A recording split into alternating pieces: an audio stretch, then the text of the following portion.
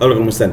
Otra vez vamos a escuchar la parte de Linear HBM Classification para practicar entonces sobre la pronunciación de este texto de Aurélien Guérón sobre clasificación con máquinas de soporte vectorial.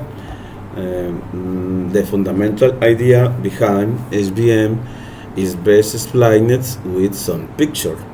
Figure 521 show part of the iris dataset that was introduced at the end of chapter 4. The two classes can clearly be separated easily with a straight line. They are linearly separable. The left plot shows the decision boundary of three possible linear classifiers. The model whose decision boundary is represented by the dashed line is so bad that it does not even separate the classes properly. The other two models work perfectly on this training set, but their decision boundary comes so close to the instance that this model will probably not perform as well on new instance. In contrast, the solid line in the plot on the right represents the decision boundary of an SVM classifier. This line not only separates the two classes but also stays as so far away from the closest training instance as possible. You can think of an SVM classifier as fitting the widest possible street represented by the parallel dashed line between the classes. This is called large margin classification. Entonces, nuestro objetivo pues es llegar a a este gráfico de la izquierda, a left plot, luego hacer el de right plot y luego la matriz con los dos gráficos. Entonces, por ahora vamos a escuchar primero la pronunciación. Pues aquí tenemos. The fundamental idea behind SVMs is best explained with some pictures. Figure 5 to 1 shows part of the iris dataset that was introduced at the end of chapter 4. The two classes can clearly be separated easily with a straight line. They are linearly separable. The left plot shows the decision boundaries of three possible linear classifiers. The model whose decision boundary is represented by the dashed line is so bad that it does not even separate the classes properly. The other two models work perfectly on this training set, but their decision boundaries come so close to the instances that these models will probably not perform as well on new instances. In contrast, the solid line in the plot on the right represents the decision boundary of an SVM classifier. This line not only separates the two classes but also stays as far away from the closest training instances as possible. You can think of an SVM classifier as fitting the widest possible street, represented by the parallel dashed lines between the classes. This is called large margin classification. Y ahora pues seguimos aquí en esa parte ya de cerramos y nos vamos a Linear SVM Classification.ipynb. Bueno, aquí podemos, yo creo que esta pestaña no la deja alargar más y nos vamos ya ahora sí con miren que las líneas las tenemos sin correr y sin líneas de salida para irle leyendo. Entonces, para esa visualización de dos clases linealmente, aquí le ponemos linealmente separables, pero mal clasificadas. Entonces, la metodología es obtener los datos con el módulo datasets, con el módulo, datasets, aquí lo ponemos con tilde invertida, datasets en plural. Y que me encanta esta manera como trabaja Jupyter Lab, porque la tilde invertida, recuerden que está con algr al lado derecho de la P, bueno, en realidad tres teclas al lado derecho de la P, esa tilde invertida del español, para delimitar en estas líneas Markdown y nos quede con tipografía de Python. Luego configurar los datos para clasificación binaria, es decir, solo dos predictores para que gráficos bidimensionales, y las etiquetas que nos las entrega codificadas este módulo con números 0, 1 y 2. Nada más vamos a tomar las codificadas con el 0 y el 1, que pertenecen a las setosas de la versicolor, y luego graficamos los datos con la función scatter de Matplotlib. Entonces aquí también delimitamos con tilde invertida, entonces aquí es como mucho mejor. Y bueno, esa función es plt.scatter. A mí me gusta ponerle los paréntesis de función. Recuerde que la notación funcional ponemos paréntesis para que dentro de ellos queden los parámetros de la función. Y luego trazamos las rectas clasificadoras que no corresponden a una máquina de soporte vectorial, es decir, que son en este caso malos clasificadores, poniéndole la leyenda, el título al gráfico y demás.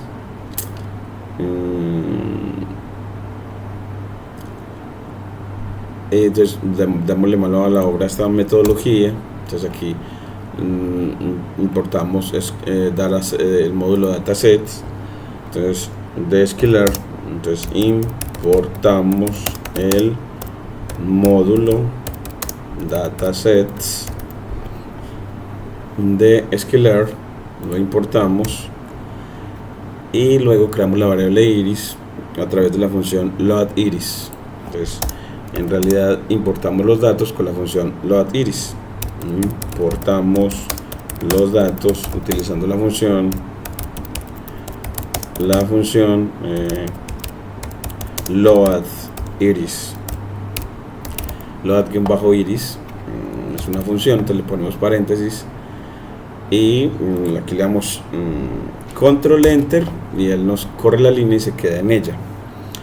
Y así ya él creó la variable, y si quieres ver la variable iris de qué tipo es, entonces pasas a la siguiente línea y le das control enter y te muestra que es de scalar utils bunch, una estructura tipo bunch, que es una estructura parecida a un diccionario. Entonces es una estructura parecida a un diccionario, es decir, podemos acceder a la información a través de claves, es decir, podemos acceder a la información a través de palabras clave.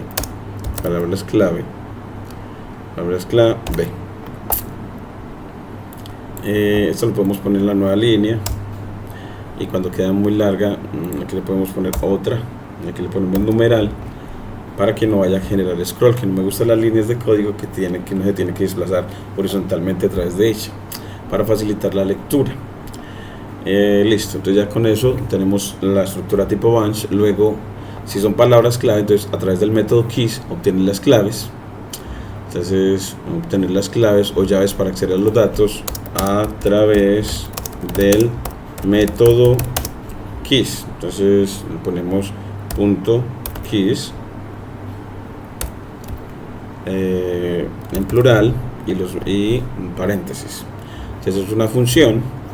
Entonces en este caso esta función la debemos denotar al final con paréntesis cuando es un método, y cuando utilizamos una función que sea un atributo no terminamos en paréntesis, como con iris.data, que es un atributo, el atributo data, para acceder a los datos. Entonces aquí con la notación de punto obtengo los 4 atributos predictores. Entonces miremos que aquí obtuvimos las clases con la estructura thisKeys. Esa estructura nos permite decir, bueno, la primera clase es con el 0, notación de corchetes, bueno, aquí no nos quiso obtener porque dice que the keys no es subscriptable, no es suscribible a la notación de Corchete para acceder a sus datos.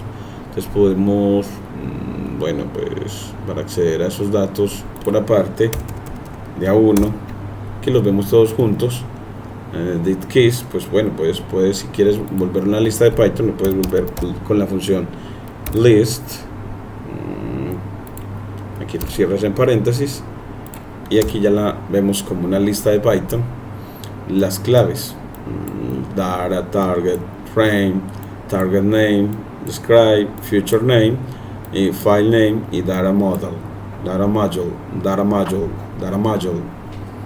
Y entonces con data obtener los atributos predictores, con target la variable objetivo a través de la clave target, frame no la utilizo nunca, y target name los nombres de los de las variables de las clases objetivo, future name que son los nombres de los atributos predictores, file name nunca lo utilizo y data module tampoco. Esta descripción es para ver, este dataset nos habla sobre él, nos habla sobre sus cualidades. Y entonces con iris.data, entonces miren que nos dan los atributos predictores, como ya habíamos visto, que son 150 flores, es un dataset pequeño, con los future names. Entonces aquí, bueno, aquí lo apagas, como que podemos apagar la línea, dándole aquí cuando está señalada, y cuando le damos otra vez la activa. Aquí en Jupyter Lab damos Shift Enter y el corre nos muestra efectivamente una lista con los nombres de los atributos predictores, que son sepal length, sepal width, petal length y petal width. Sepal length, sepal width, petal length y petal width. También practicar eso en inglés, entonces los cuatro, ponerlos acá. Entonces sepal length, GHT, bueno, creo que no es GHT, a mí siempre me tengo que practicar esa, es GTH, entonces es GTH, sepal length, el otro es sepal width, el otro es petal length, GTH, y el otro es petal width, TH. Y así ya tenemos los cuatro nombres de los atributos predictores, y los atributos objetivos los ponemos con aquí los puedes obtener los nombres de los atributos objetivo con iris.target names. Entonces aquí lo ponemos con iris.target -names. Aquí ya le este es names, y mire que es setosa, versicolor y virgínica. Setosa, versicolor y virgínica. Entonces aquí en un array de NumPy, entonces aquí nos lo indica, un array de NumPy nos entrega, mientras que iris future name nos da los nombres con una lista de Python, es decir, delimitado entre corchetes. Target name nos entrega un array de NumPy, y ese array de NumPy todas son cadenas de caracteres con setosa, versicolor y virgínica. Aquí le ponemos setosa, versicolor, y la otra es virgínica. Bueno, esos son los nombres de las clases de flores en este dataset. Luego seleccionamos con una lista de Python y la notación de corchete de los datos de ese data frame, los atributos. Entonces así ya tenemos, aquí seleccionamos dos atributos predictores, aquí es seleccionamos dos atributos predictores para nuestro clasificador, para hacer graficación con gráficos binarios. Entonces cuando son gráficos bidimensionales tenemos solo dos atributos. Si son tres atributos, entonces tenemos para graficarlos, gráficos tridimensionales. Entonces aquí Shift Enter, y aquí ya nos muestra que solamente tenemos petal length y petal width como los atributos predictores. Y recuerden que con type x.value vemos de que convertimos ese data frame en un arreglo de NumPy. Entonces aquí hicimos conversión de tipos, entonces convertimos los datos que eran un data frame en los datos predictores como array. Entonces convertimos los predictores a estructura en the array. Cambiamos, es una conversión de tipos con el atributo values. Ese atributo, esa función es un atributo, por eso no termina en paréntesis. Luego la variable objetivo la vamos a anotar con y. Entonces obtengo la variable objetivo y la creo como variable y la creo como variable y o de nombre y. Entonces miren que está creando una variable con el operador de asignación el igual, y con iris.target toma los datos objetivo, target es objetivo, entonces lo ponemos también en nuestra lista de palabras a aprender en inglés, target, asociadas a nuestro trabajo en ciencia de datos. Entonces aquí tenemos ya una lista muy buena que son support, versatile, capable, performing, the core concept, es decir, los conceptos principales, device, un dispositivo, drivers, que son como los conductores o los manejadores, anyone, cualquiera, particular igual suites, particularmente adecuado, toolbox, que son la caja de herramientas, en even outlier detection, detección de valores atípicos, outlier detection, en even outlier detection, how to use them, the dash line o línea punteada o discontinua, de solid line, que es línea continua, not even separable,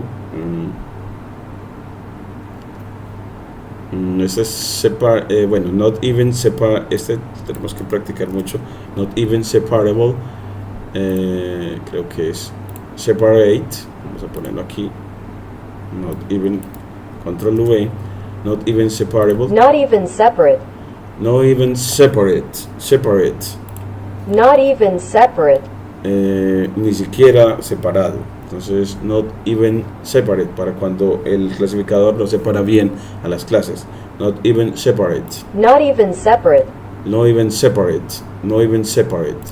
Y seguimos acá, bueno, pues obtengo pues esa variable objetivo, corremos la línea con control shift, bueno, la señalamos, control shift, control enter, perdón, ya nos la numeró con 13. El tipo de datos nos queda como serie de pandas, control enter, vemos que efectivamente es una serie de pandas, y con value lo convertimos en array. Entonces convertir una serie en un array, convertir la serie de pandas en the array de NumPy. Entonces ver que hay ciertos atributos que nos permiten hacer conversión de tipos. En este caso el atributo values, cada vez que se aplica algo de pandas lo vuelve algo de NumPy. Entonces aquí le damos control enter y miren que efectivamente no lo volvió un arreglo de NumPy, y lo reconocemos por la palabra array. Entonces ahí es una manera de reconocer un ND array. Y ahora con target names, bueno, eso ya lo hemos hecho antes, entonces borremos este con doble D y tomamos los 100 primeros datos. Entonces con el operador hasta y la notación de corchete, entonces notación de corchete y el método lock, entonces el método punto lock corchete para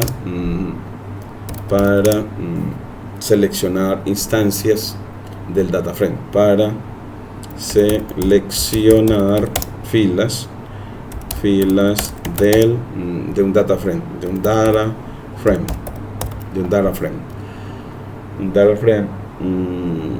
aquí ya lo seleccionamos y aquí ya podemos ver que la seleccionó. Y aquí también para la variable objetivo. ¿Cómo nos damos cuenta? Porque nada más quedaron las clases 0 y 1. Nos mostró las primeras 5 que son con valores 0 y las últimas 5 que son con valores 1. Luego con data frames y con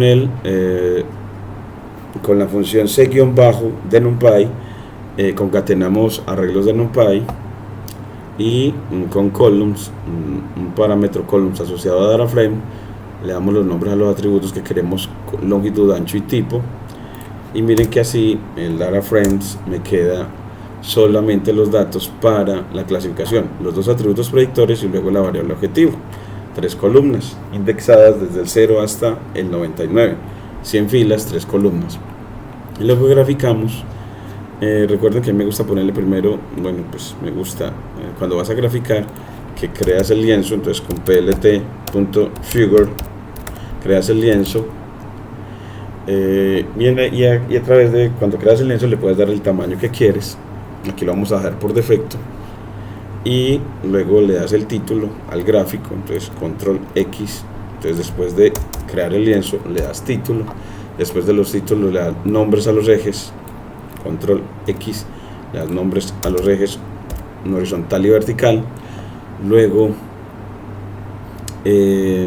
gráficas la clase positiva, entonces aquí le ponemos gráficas la clase positiva en rojo y le das eso con la función scatter. Entonces cuando vamos a graficar datos con scatter y luego la clase negativa con verde, entonces aquí ya es gráfica de la clase negativa con verde y el estilo cuadrado y el trazo o estilo de cuadrados o square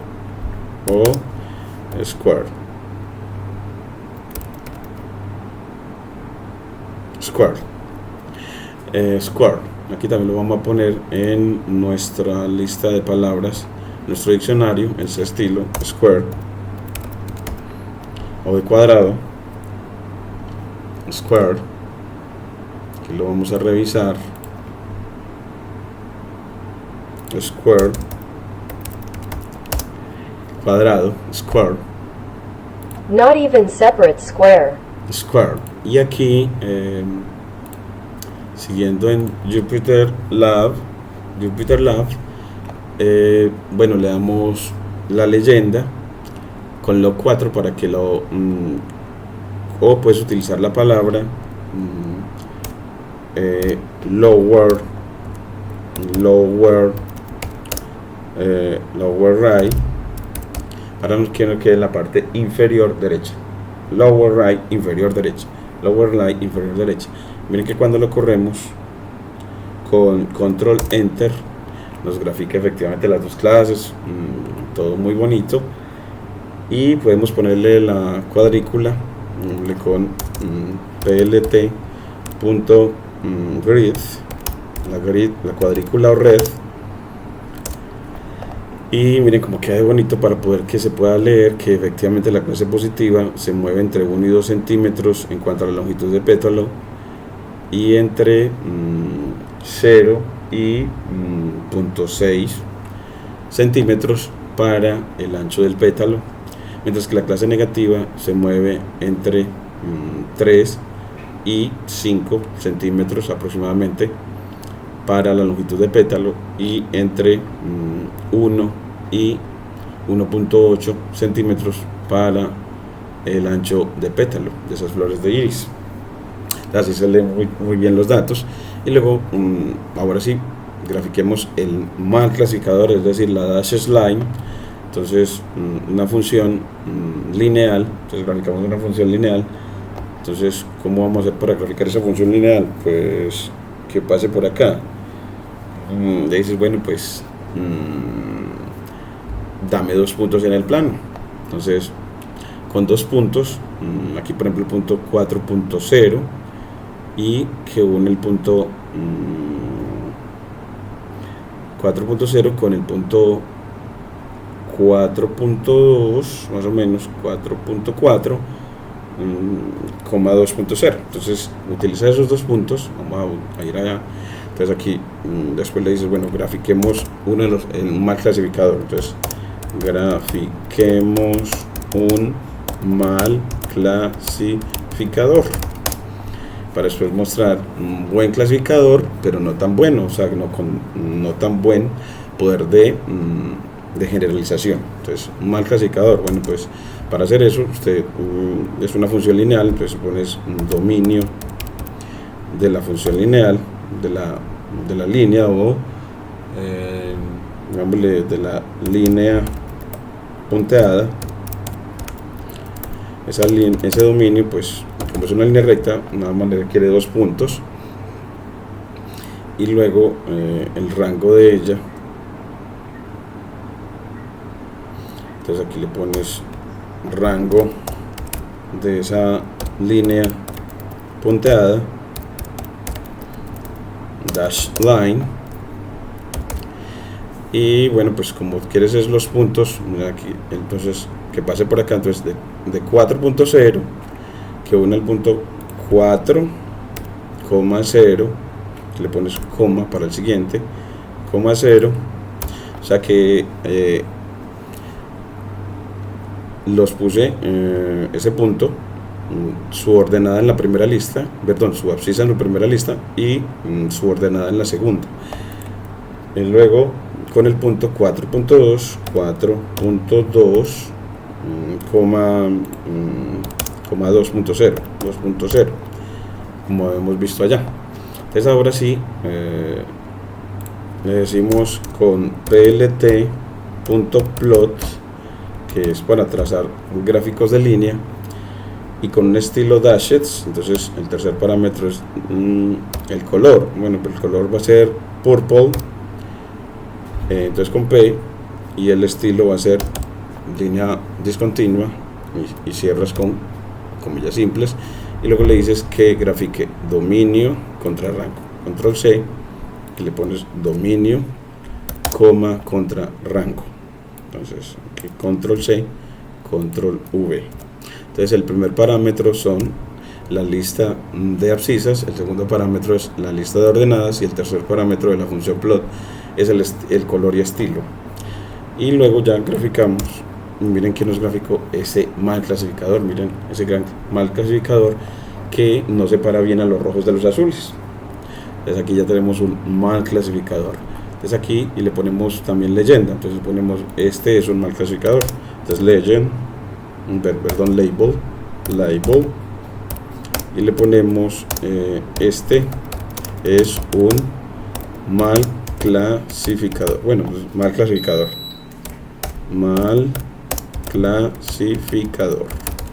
Entonces aquí ya tenemos el mal clasificador, comillas simples, y lo ponemos para que antes de la leyenda, para poder que lo incluya. Entonces control X para que antes de aplicar el método legend, para que él efectivamente lo tenga en cuenta. Y aquí miren que no lo pone, que el mal clasificador está en azul, y pongamos mejor la leyenda ya no en la lower left, sino en upper left, no lower right, perdón, sino en upper left, aquí en la parte superior izquierda. Entonces lo vamos a poner en upper left, la parte superior izquierda. Entonces aquí ya la pone mejor acá, y así ya hacemos el clasificador. Ese es el azul, aunque no lo gráfico azul, yo hubiera querido purple, lila, como está en el libro de Guérón. Entonces aquí en el libro de Guérón, no, lo tienes en verde. Bueno, pues es dejémoslo así, está perfecto así. Y así ya tenemos pues entonces la primera parte de este estudio en el que en el primer gráfico mostramos cómo hacer para graficar los datos en clasificación binaria, dándole nombres a los ejes y dándole leyenda al gráfico. Nosotros además le pusimos título, pero no. Y luego vamos a y como graficar un mal clasificador, luego vamos a poner unos clasificadores medio buenos para luego uno bueno al lado derecho, que es el bueno, es el de máquina de soporte vectorial, por ser un clasificador de gran margen. Por ser un clasificador de gran margen, lo que lo hace tener un gran poder de generalización, es decir, de comportarse bien y predecir bien en datos nuevos, por el hecho de que ese clasificador se aleje tanto de las instancias más cercanas, se aleje mucho, lo más posible, de las instancias más cercanas a él. Muchas gracias.